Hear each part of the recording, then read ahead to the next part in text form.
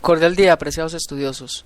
Vamos a revisar en este breve podcast cuáles son los elementos generales para armar un plan de negocios. Empezaremos por decir que un plan de negocios es la diferencia entre que una buena idea logre inversores y que simplemente termine siendo una idea más. ¿Qué es un plan de negocios? Es un documento en el que la persona con la idea de negocio la plasma y aclara a los posibles inversores todos los puntos por los cuales vale la pena invertir en determinada idea. Entonces, empezaremos por describir elemento por elemento qué sería este plan de negocios. Revisemos que las razones por las que es necesario contar con un plan de negocios es, como lo comentaba antes, pues tener una propuesta lista para mostrar a posibles inversionistas. También una herramienta para que una entidad financiera nos facilite un crédito. Si una entidad financiera ve que tenemos claro cuál es el negocio en el que estamos y cómo vamos a invertirlo y cómo se va a recuperar la inversión, seguramente tendremos más opción de conseguir financiación por el medio del sector bancario. También nos permite organizar efectivamente cómo se va a llevar a cabo la ejecución del proyecto. Permite identificar con antelación qué problemas se pueden presentar y cómo darle solución antes de que se presenten, o sea, prever esos problemas y solucionarlos desde antes. Nos permite determinar qué necesitamos, qué tiempos van a durar las actividades, todo esto con el fin de hacer el debido alistamiento. Nos permite hacer mediciones en la ejecución del proyecto o del plan de negocio para ver qué tan bien o qué tan mal estamos con respecto a lo planeado. Y nos permite hacer una valoración de la empresa como tal. Es decir, en caso de que no tengamos el dinero para invertir, o que ya estando en marcha el negocio, algún inversionista diga, bueno, en cuanto me venda el negocio, pues uno con el plan de negocio en la mano puede decir o valorar los diferentes elementos y hacer una oferta razonable y pues beneficiosa.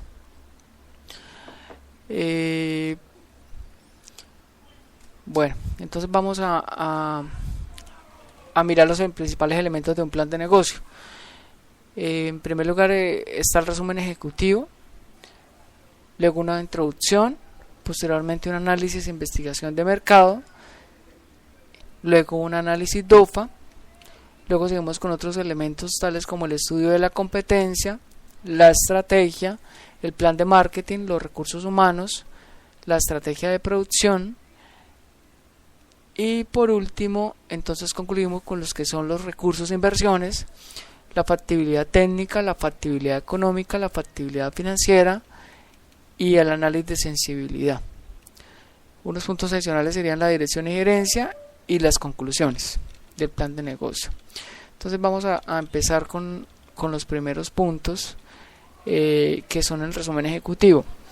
El resumen ejecutivo, pues, dentro del documento plan de negocios es la parte inicial. Sin embargo, realmente el resumen ejecutivo es lo que hacemos en un último momento, porque para plantear el resumen ejecutivo tenemos que tener todos los elementos que desarrollamos en todo el plan de negocios. Entonces,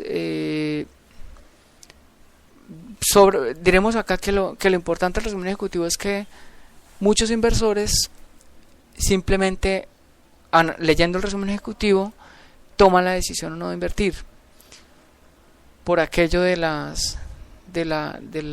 intuición que tienen los inversionistas que tienen mucho tiempo haciendo negocios. Entonces digamos que el resumen ejecutivo es la carta de presentación y es la forma de vender, o es la oportunidad de vender el proyecto, el negocio.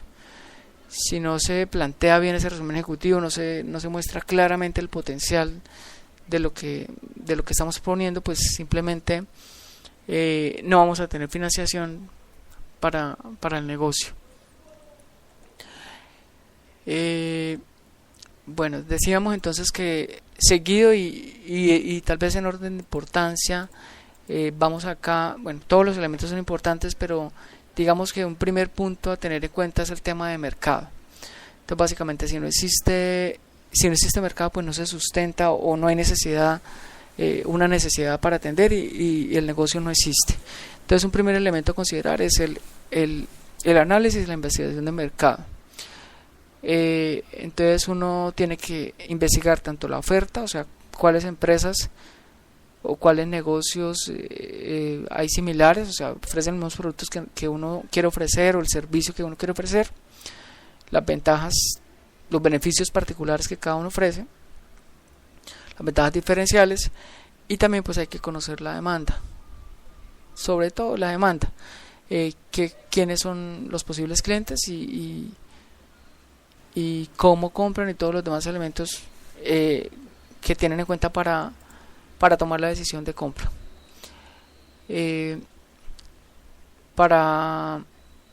Bueno, este proceso empieza con un análisis de cifras históricas, ¿no? de consultar estudios similares que se hayan realizado de mercado. Realizar un estudio de mercado es muy costoso, entonces es importante contar con datos de fuentes secundarias, tanto de instituciones oficiales o firmas de investigación en mercado privadas que a veces publican estudios gratuitos, a veces los venden. Esos tienen un costo considerable, pero pues esta etapa es fundamental. Después de que hacemos el sondeo inicial de mercado, pasamos a hacer un análisis de TOFA.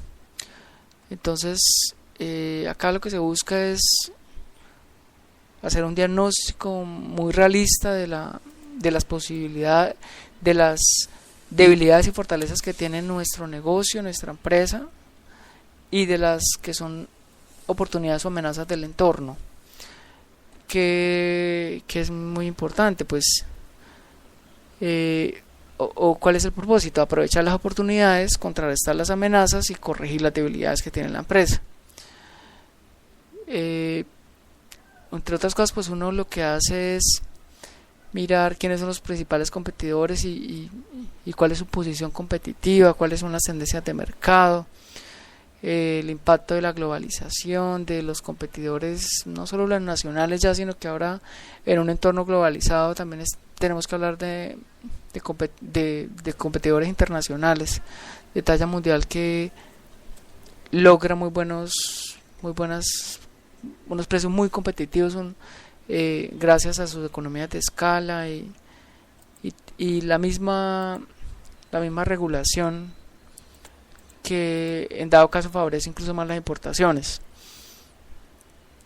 ¿Qué más se mira? Pues la calidad y la cantidad de los recursos con los que se tiene la empresa, la eficiencia y la innovación en la empresa, cómo se da, y cómo se mide la satisfacción al cliente de la empresa y qué tanto está la empresa orientada hacia satisfacer al cliente. Serían esos elementos claves. Bueno, nosotros entonces luego continuamos ya con lo que es el estudio de la competencia. Entonces en este punto, pues, ¿qué tenemos en cuenta? Los competidores directos, o sea, los que ofrecen los mismos productos que nosotros vamos a ofrecer en una región, en un entorno dado, en un ámbito geográfico. Están los competidores indirectos, que son los que ofrecen productos sustitutos de nuestros productos, y están los competidores potenciales. Y pues acá hablamos del tema de la globalización, o sea, aunque ahorita no haya tales competidores en el ámbito geográfico al que queremos llegar, pues hay que tener en cuenta que pueden llegar porque las barreras cada vez son menores y el gobierno está promoviendo ampliamente este tipo de comercio internacional y de procesos de tratados de libre comercio. Algo fundamental pues es hacer un benchmarking, una identificación de las mejores prácticas, que la competencia, que las empresas de la competencia están en cuanto a unas variables como por ejemplo marca, los productos como tal, los precios, la estructura de distribución, los procesos, los costos, el nivel tecnológico, los proveedores, todo un benchmarking, una identificación de mejores prácticas en empresas de la competencia es muy importante como punto de partida para plantear un plan de negocios. No es sencillo porque muchas empresas no se abren, depende del sector. Hay muchas empresas que funcionan bien como gremio, que tienen sus clientes bien definidos y que no tienen preocupación por compartir cómo es su estructura de costos, cómo está su nivel tecnológico, y todo con miras en el mejoramiento. Pero hay sectores mucho más cerrados en los cuales es muy complejo uno pretender que la empresa se abran y suministre cierta información. Acá estos estudios es mejor manejarlos por intermedio de los gremios, de asociaciones industriales, que de pronto hayan hecho diagnósticos generales sobre cómo están las empresas del sector con respecto a esas variables, más que ir directamente a tocar a una empresa por empresa, porque igual pues es un ejercicio muy que requiere mucho tiempo, esfuerzo y implica mucho dinero. Bueno, entonces vamos por hoy a dejar hasta acá.